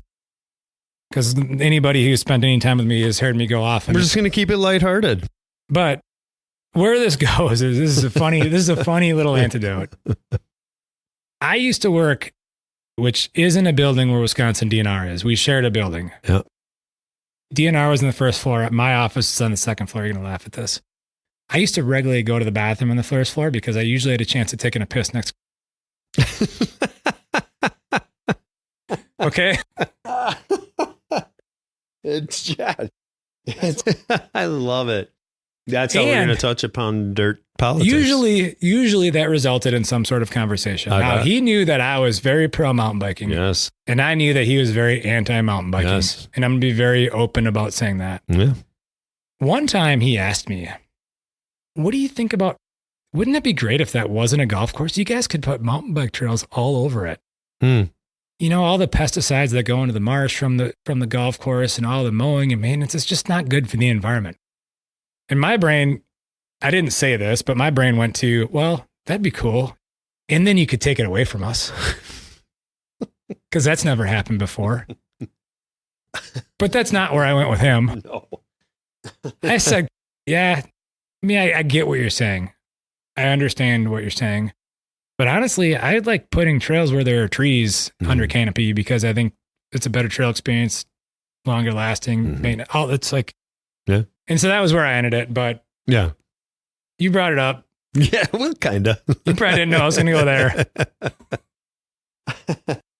I was going to say that we, at the end, I thought that maybe I was going to be able to say that we didn't get into the dirt politics. But let's be very, very fair and very honest with any listener. And it goes back to that, I always did make up these made up numbers. I've said it to plenty of people like, oh gosh, for every quarter mile of trail that you've enjoyed, there's probably somewhere around 50 to 100 hours of blank that went into it before any tool ever touched that dirt. So, hey, listeners, gosh, believe whatever you want about the Easter Bunny and there is no such thing as a trail fairy. There really isn't. But there are some damn good workers and volunteers out there. There are some very dedicated. All sorts of staff. There are very dedicated. And in my opinion, this podcast itself is a big form of that. People do need to hear it and realize what it takes to make it happen. I'm in my 50s now, and I still appreciate going out and doing a little bit of trail work. But when I say little, I will emphasize that. If I'm going to go out and do anything by hand, I want it to be that 72-foot reroute, and I want to do it with 2 or 3 other friends. That's how I want to do it. But I think a lot of us maybe put on a different hat of like. So that part is fun and it's rewarding, but it's a different kind of exhausting, and it's kind of the last step. I'm not sure what any of that meant. Apologies. The second part of my, what do you think the future looks like? The second part, and it's already been answered, is are you encouraged? Yeah. Oh, 100%. Yeah. I'm encouraged both from a participation perspective. Yeah. Like who's participating. Yep. How they're participating. My only, and I don't know how this is ever going to get fixed. The only downside I see to more trails or trails right now in general are, I'm not even bringing it up. Keep going. No, you got it. If you could give us just a little bit of maybe a short list. No, sorry. You can give us any list you want. Who are you drawing great inspiration from? Who do you want to see on the show? You must have a list of folks that, and maybe they're already in the queue. Who is out there? What should we be excited about? There. Speaking of girls, oh my goodness, we just got interrupted. Those. I know. That's Remy. You should ask her if she likes Dave Matthews Band. I want to know. Should we take a fast break? Have they? No, they're probably wondering about dinner. Oh, have they been on the show? Have they been on the show? No, they have not been. They've never been on. I guess so. Pete's wanting you to come in. We talked about you, by the way.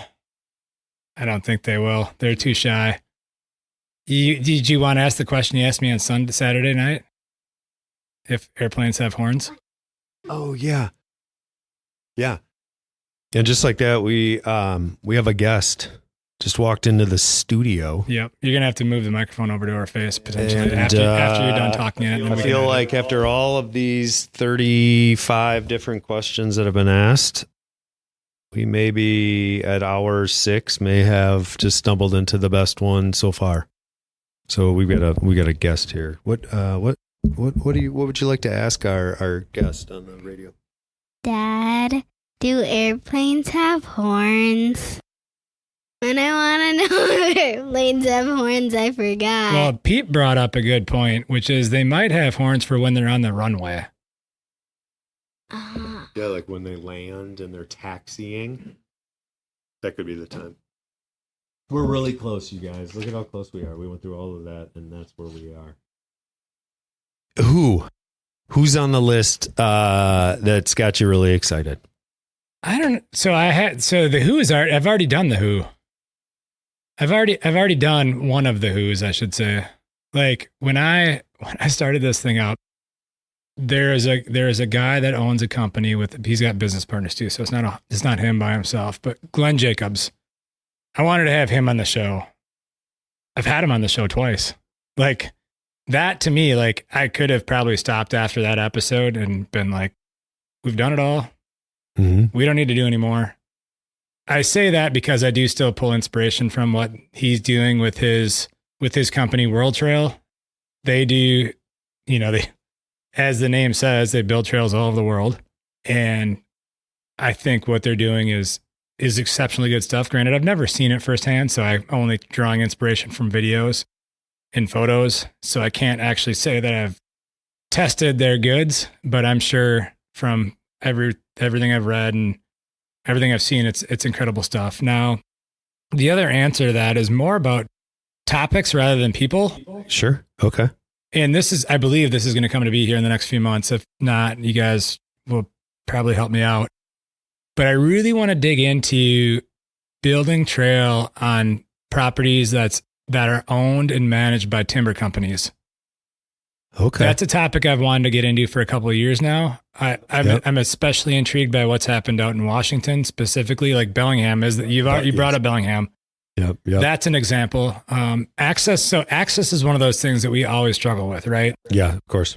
And I do believe there's a large component of future access for mountain biking is going to be on private land. Yep.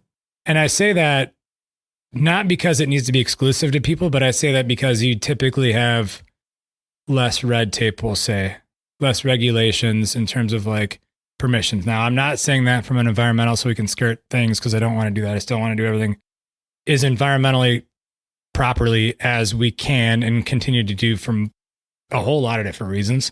But when we get permissions onto private lands, it typically accelerates the process of development for trails more.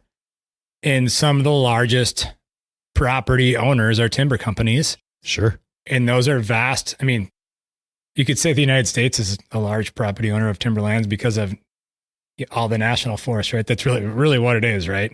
Right. But I'm saying private. And so they just own thousands and thousands and thousands of acres of land that by and large doesn't get used a whole lot. And I do know from previous episodes that I've had recently, timber companies can be willing partners. Yeah. If you're willing to, there's got to be give and take though. You can't just show up to them and say like, you know what, you got some sweet land. Mm-hmm. I want to put my trails on it. Yep. You know, they're in it for business. Yep. You got to give them something they want and they need.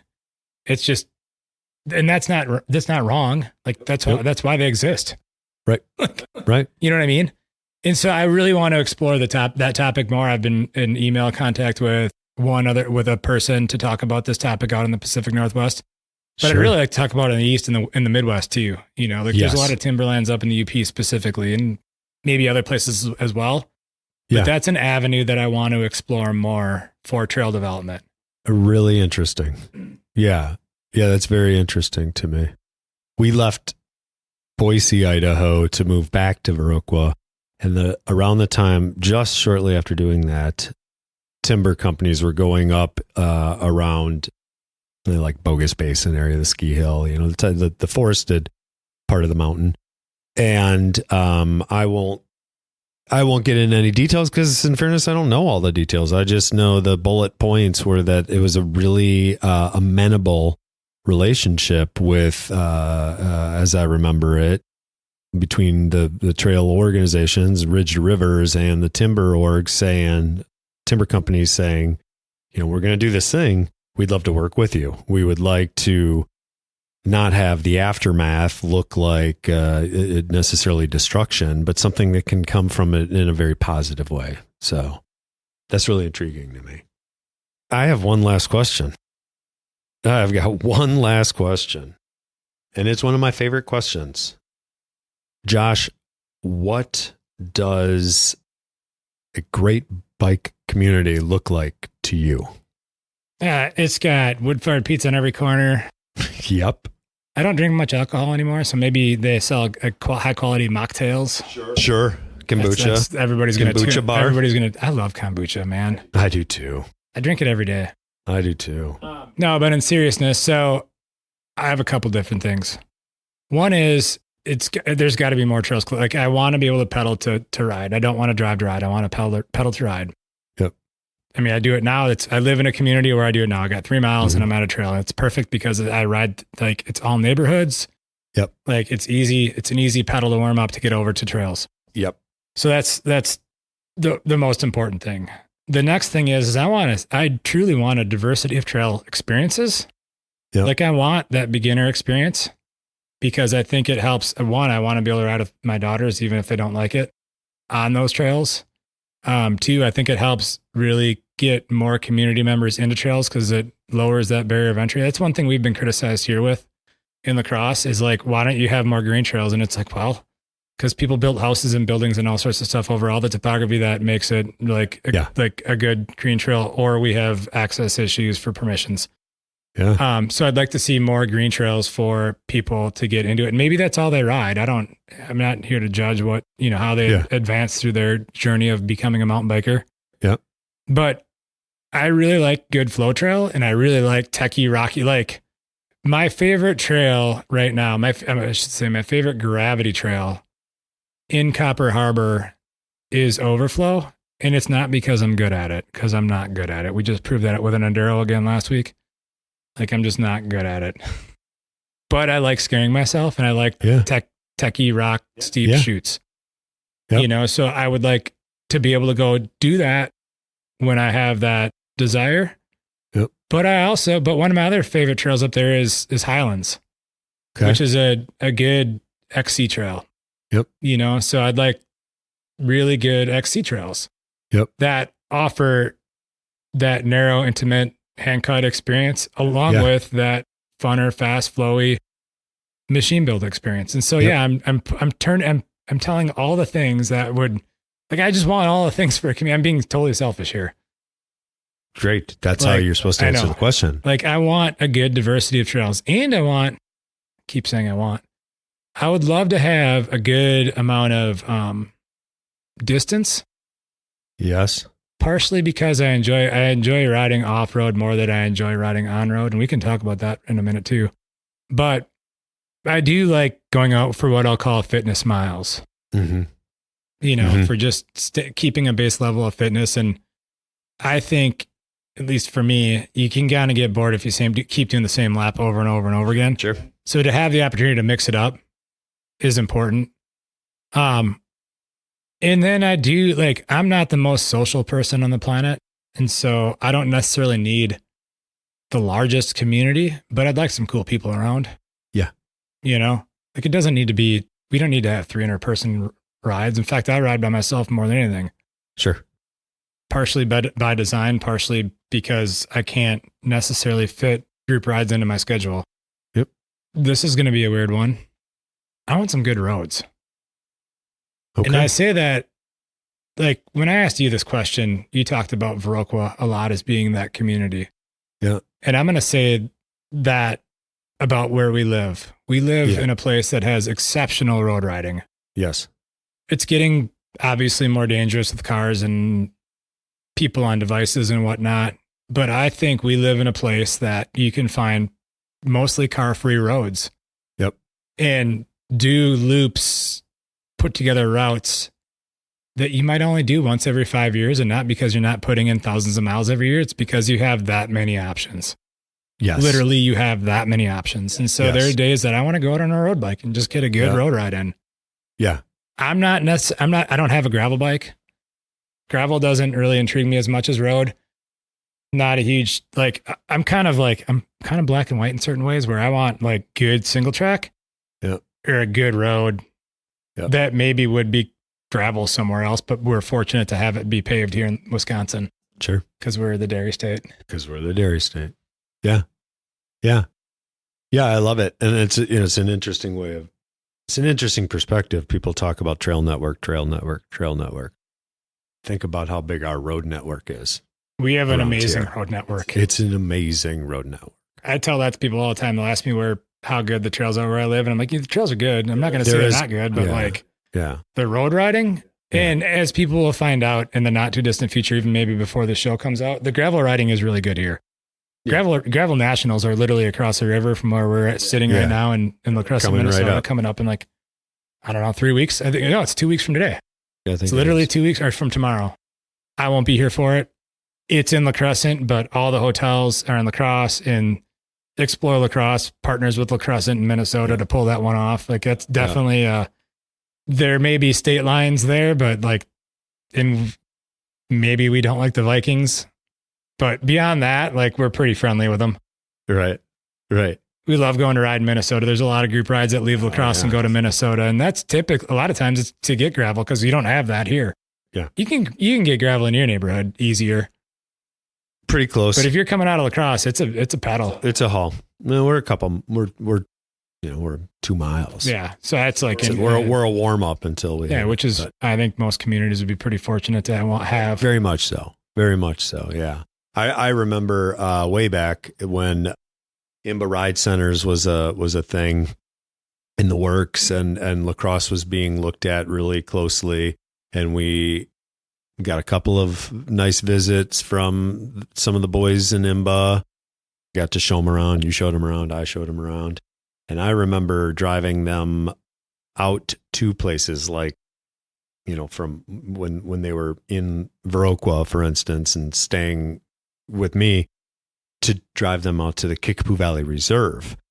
That 18-ish, 16-ish mile drive on open roadways had these guys mind blown. And they weren't necessarily, in that regard, they were just, it was all like, oh my gosh, if these are the roads, think of what the trails could be. Oh, yeah. And that's absolutely accurate. And a lot of people will ask, how's the mountain biking? And I'll oftentimes say, well, if you've been on the roads, kind of think of that, but, a ribbon of dirt. That's what they are. Oh, I appreciate that. That answer is a great one. Well, there's probably, this, you and I can get together and talk and certainly enjoy the fact that we can talk about the stuff that might bore some others to death and they don't want to talk about anymore or listen to anymore. With that said, is there anything that we didn't touch upon that you would really like to touch upon before we head off to dinner? I think you covered it, and I went off on some tangents that probably covered even more. Great. Well, man, I really appreciate this. I said in another sit down conversation we had recently that you're still editing down to whatever under 3 hours. I hope that was a short one. You actually were pretty good on that one. What is that right? So yeah, it's at about an hour 25 right now. Oh, great. Okay. You got to do a few things on either end, but it's pretty much done.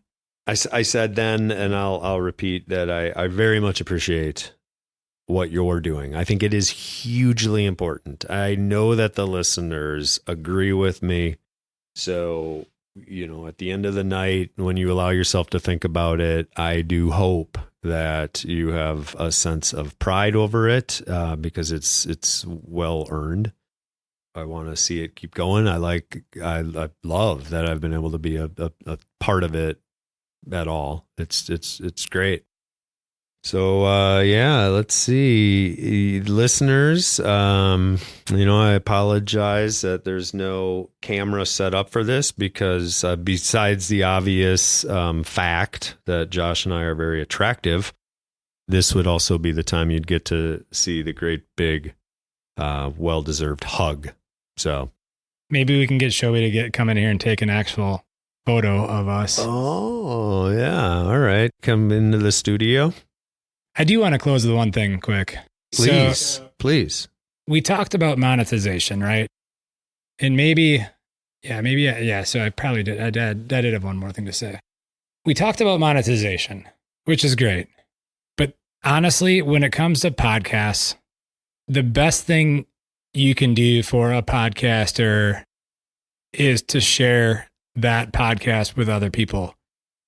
This platform truly only grows organically. You can buy all the advertising you want in the world. You can get sponsored ads, whatever. I don't care. I've never done it, but I can guarantee you that word of mouth is the number one way to support your local podcast. Sure. And there's a reason why people other podcasters ask for you to share the show. If there is something in this episode or any other episode that spoke to you, share it with someone else who you think it might speak to. Like, that's the best thing you can do. Yeah. That's great. I love that. Thank you for that reminder, that simple advice. And it's exactly what we do in our heads anyways. We hear a thing, we love the thing, and we want all of our loved ones to share the thing. So we just have to connect those dots and actually make that happen. The end. Thank you for listening. If you like what you have heard, please take the time to share these shows with others. Sharing these shows will help create awareness of both the guests who have taken the time to be on the show and the podcast series itself. Also, if you're new to the Trail EAffect Podcast, check out our ever-expanding library of episodes. If you listen to the Trail EAffect Podcast on Apple or Spotify, please don't forget to leave a rating and review, as this is one of the best ways to show your support for the Trail EAffect Podcast. Also, don't forget to check out Cooley Creative at www.dudejustsendit.com. For additional ways to help support the Trail EAffect Podcast, check out the affiliate links tab at the Trail EAffect website, where you'll find links to Kettle Mountain apparel and Trail One components. By using the affiliate links found at www.traileeffectpodcast.com, a small commission will come back to the podcast, which will help keep this thing going. This podcast has been edited and produced by Evolution Trail Services. Thank you again for listening.